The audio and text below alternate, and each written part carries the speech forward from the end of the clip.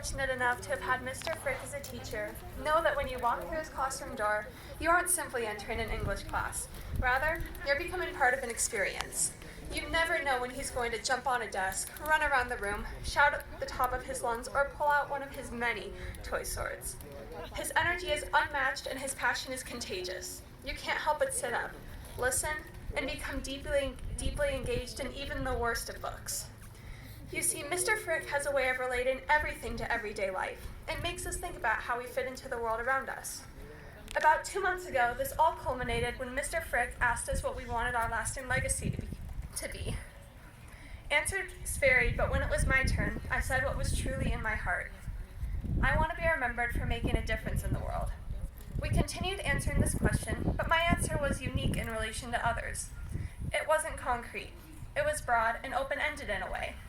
No one else said that their goal in life was simply to make a difference. Once again, I left his class thinking, this time about what making a difference truly meant. Did it have to be something big, or were smaller acts just as meaningful? I thought about how I, and all of us, came to be here today, graduating, ready to go out into the world with hopes, with dreams, and with these goals that have not only been shaped by who we are as individuals, but by all of our collective experiences throughout our time here at Skyline. I thought about how we should all be grateful for not only the amazing experiences, but the challenges, the happy moments, the sad, and everything in between. For these are the things that not only shaped us as individuals, but as a community. It shapes why we want to be an engineer, an architect, an artist, a nurse, a lawyer, or maybe even someone who just wants to make a difference. But one thing I know for certain, we are all here today because we are surrounded by people that care about us and who somehow made a difference in our lives. When I walked up the steps my first day at Skyline, my freshman year, I was nervous. I didn't know a single person here. This wasn't anything new to me, though. I was the kid that had already moved 7 times, attending 7 different schools. I was the kid that was shy, had been bullied, and wasn't great at making new friends. I had never been at a school long enough to understand what a true community felt like or how important that community was, and had yet to be inspired by a teacher. So, I entered Skyline, my 8th school, with big hopes, but not big expectations. But something happened during those first few weeks. First, I learned that the easiest way to make friends was to be adopted by an extrovert named Elizabeth. Next, for the first time in my entire life, I was inspired by a teacher. Miss Benko not only made me love English, but for the first time my eyes were truly open to the world around me, both within the walls of Skyline and outside of them. She made me feel anger at social injustices, about the inequalities and disparities in the surrounding world, and made me want to facilitate change. And, as much as I hate to admit it, I was taught to think for myself and understand that it's okay to not always have the answers. Skyline quickly became a place where I could be myself. It's where I could be a cellist, where I could talk about all my crazy animals, where I could randomly break into Hamilton lyrics and be joined by half the choir as well as Mr. Howe. It's where I could actually speak up in class without fear, because we have teachers that care enough to model how to respect each other's differences of perspectives and opinions.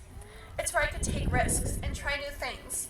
Where else could I be on a swim team despite having never swam before and have coaches like the Scots that will not only encourage me but help me to achieve my crazy aspiration of swimming in 27-second 50 free?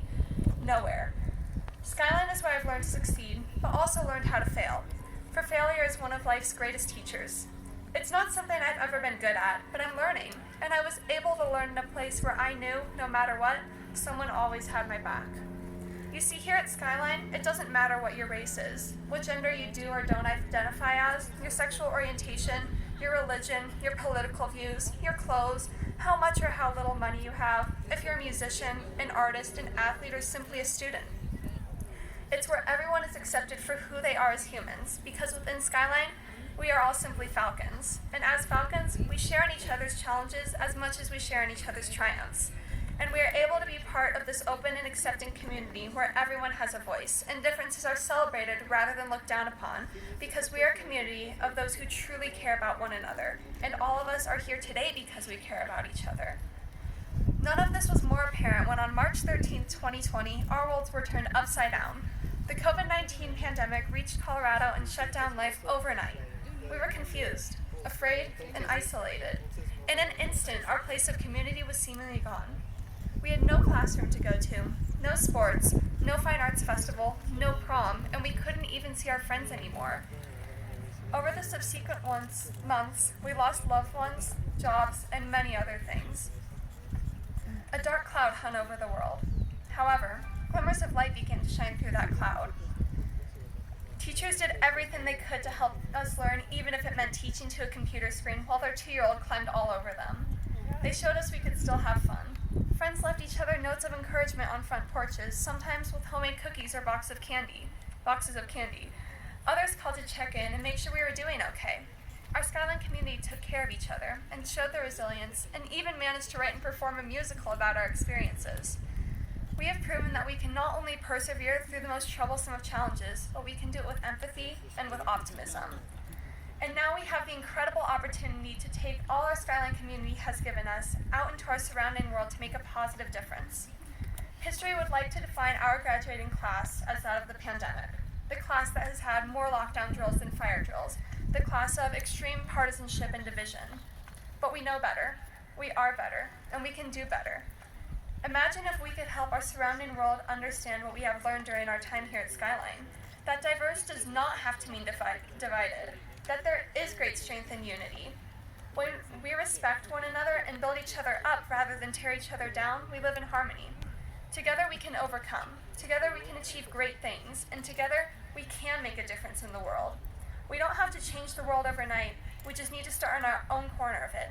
These things have a way of spreading. Go out and share your goodness. We might all be astounded with the results.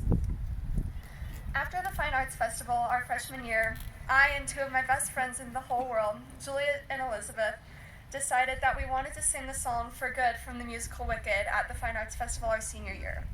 Though we didn't get that opportunity, I still wanted to share the last line of the song with you. Because I knew you, I have been changed for good.